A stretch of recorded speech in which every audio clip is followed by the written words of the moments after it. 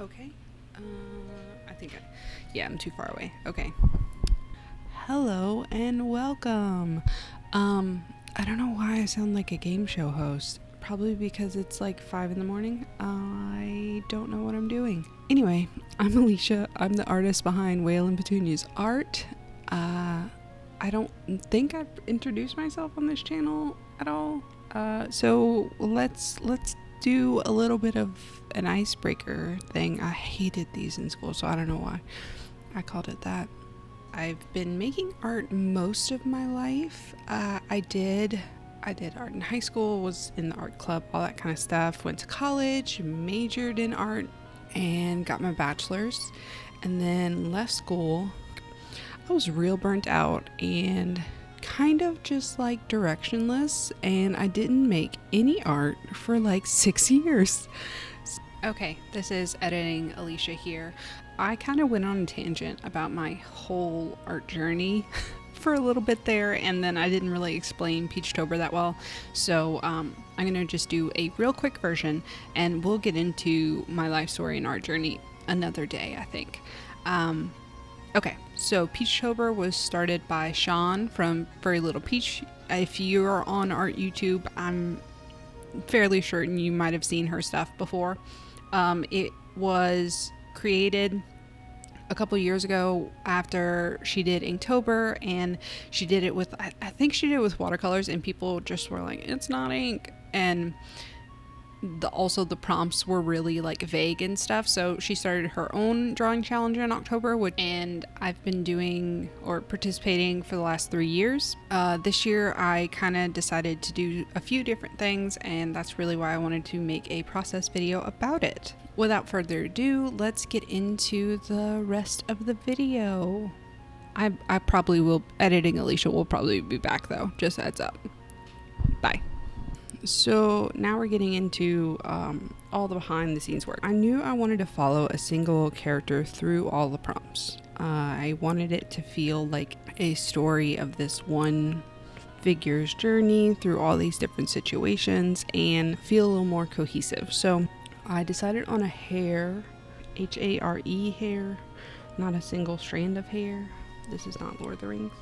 I did some initial sketches in watercolor, and when I thought I was going to do the series in watercolor, and then did some digital sketches of different references. They ended up being pretty close to what I decided to do. You can see that some of them are a little bit more cutesy, and they're all very like simple sketches. So I decided to do digital this year, and I think it worked out well because I got to work on drawing digitally, which I tend to avoid because it's just so different. As far as choosing references, I went to Pinterest. That's honestly my go-to with reference stuff. Occasionally I'll go to a stock photo website like Pixels or whatever, but most of the time it's Pinterest because it's just so easy to organize. So I made a Pinterest account for my art stuff, and I wanted it to be a little bit more like a public thing that you guys could check out as I'm working on something. So I made the Pinterest board, and then within a board you can make sections. So I made a section for each day's prompt. I didn't fill all those sections right away. I just kind of pinned some initial pins, and then as I went through and did each day, I pinned what I wanted the references to be, because sometimes my concepts would change. Guess who's back? It's editing Alicia. I don't know what I was trying to do when starting off talking about limited color palettes here, but after I chose my references, I decided to go with a limited color palette, which usually if you do a limited palette, you're between like 3 and 6 colors. You can even do a single color palette, but I wanted to choose a palette that was somewhere in between that number of colors with a good range of values. So I looked on Pinterest again and found some different color palettes I liked, brought them into Procreate, played around with them a little more, put them in grayscale so that I could see what the values were, so I could know for sure if I had a good range of light, medium, and dark within my palette. This was mostly a tool to kind of aid me in being more creative and also take one more like thought out of the process, if that makes sense. So essentially, like, I ended up with 6 colors, I believe, to work within. It's like a way to set rules for yourself, but also rules that make you more creative in a way. It just makes you think about things a little bit differently. So that's why I decided to do this palette, and these are the colors I chose. And now on to the next section. Anyway, so that is kind of the gist of the prep work that went into this series. So you had your concept sketches, your concept ideas, choosing a palette, and deciding on a medium. And now we get into drawing. The first week was a lot of figuring out what I wanted to do and ups and downs. So like prompt 1, 2, 4, 6, and 7 were great. I love those. 2 and 5 are not my favorite. They're some of my least favorite. I think because I was trying to figure out my style.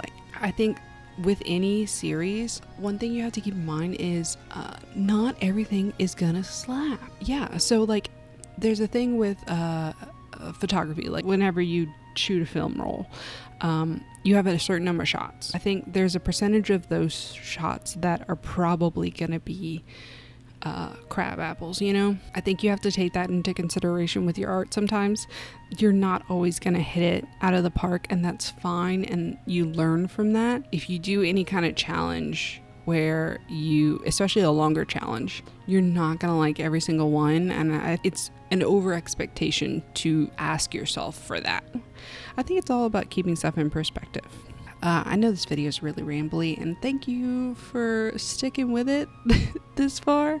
We're about halfway through. We are powering through. I have some hits, I have some misses, and then I start to fall behind about halfway through the month. It tended to be, if I got up early, I could get stuff done and then have the rest of my day, and it was great.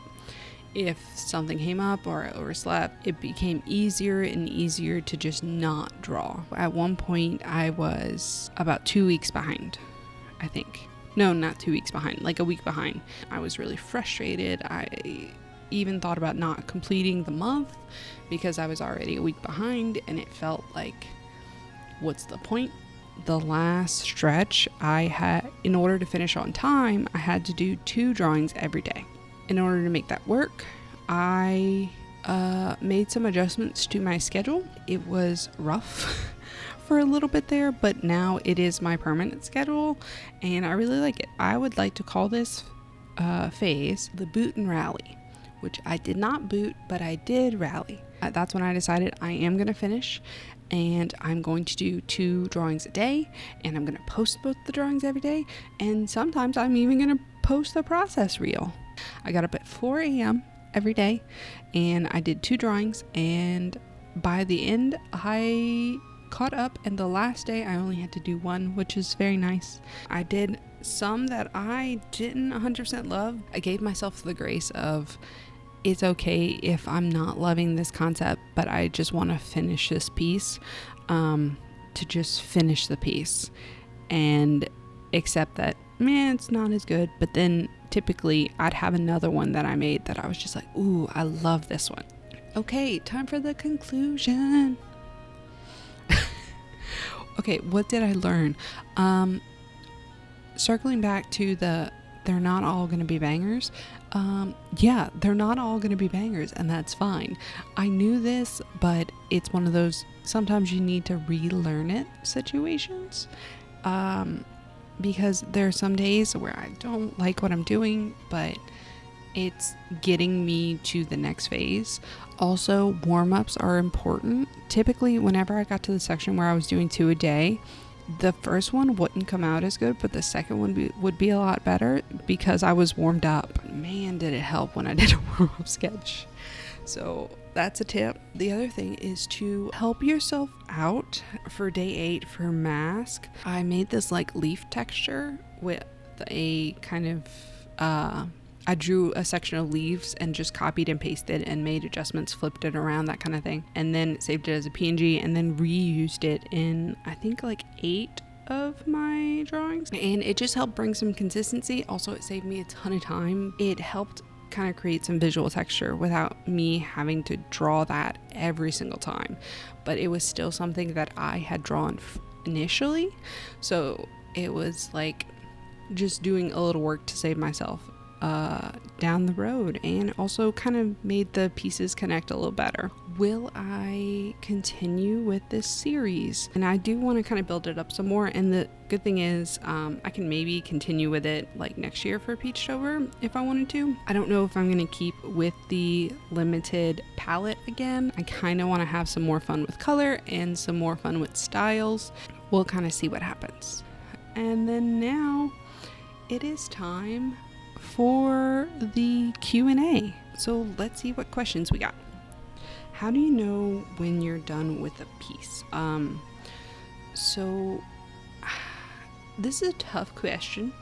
I think it's easier with digital most of the time, because I can make a new layer. If I think I'm done, I can make a new layer and then like keep drawing and stuff and see if it's like too much, and then I can just not use that layer in my drawing and then it's done. It's a little bit more difficult with like traditional painting, because I think you can overwork stuff really easy, especially with watercolor. Once you kind of start overworking it, there's no real going back. It's not like with acrylic you can just paint over.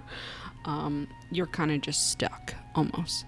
So the sucky answer, but also the actual answer, is that it's just a gut feeling thing. And I think it's, you build up this kind of muscle with years of experience of looking at your work, of analyzing different things, and so eventually you just know. I feel like that's such a vague answer, but that's like honestly it. It's just like building up that muscle over time. So yeah, I guess that's it. Next question, about how long did it take to formulate your ideas for each prompt? So they ranged. Some of them, as soon as I saw the word, I knew exactly what I wanted to do and I just sketched it out. Other ones, like I said, with trunk, I thought about that one periodically throughout the month. I could not figure it out, and then it just clicked. So it just kind of depends. Certain ones I played around with a couple different concepts while I was sketching, and got about a quarter of the way through and decided, no, I don't like this. Next question is, what is your favorite part of the process? So I think my favorite part is probably when you get to about 75% of the way through. It's past that initial phase where you're blocking stuff in and it doesn't look like the drawing yet, and you've started to put in some like details. There's always a little bit of doubt at some point while doing the painting or drawing, at least for me, where I'm just like, oh man, is it gonna go from my head to the paper or the screen? If you keep pushing with it, I would say 7 times out of 10, it ends up paying off, and it ends up being pretty close to what was in my head. So, which it's really late in the art process for that to be my favorite, but it is.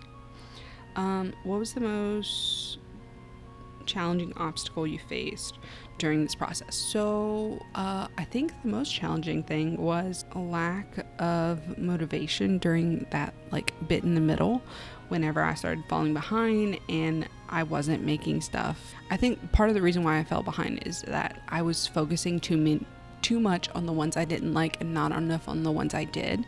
That can happen like all the time with art stuff, and just life in general. You tend to focus on the negative, and I felt really demotivated because I was just like, oh well, these are shit, so why am I still doing this series?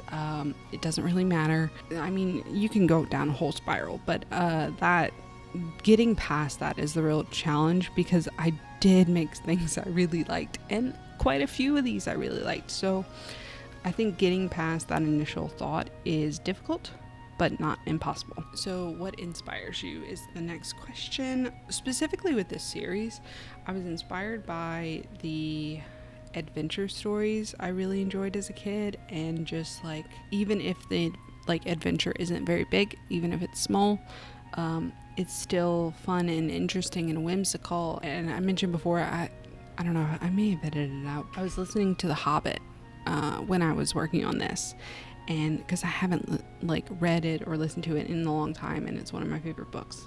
And just the idea of just someone going out in the world and going on an adventure. I don't know if that really answered the question, but I hope it did. Oh, okay. This was another question. Does the bunny have a name? They are very charming. Thank you.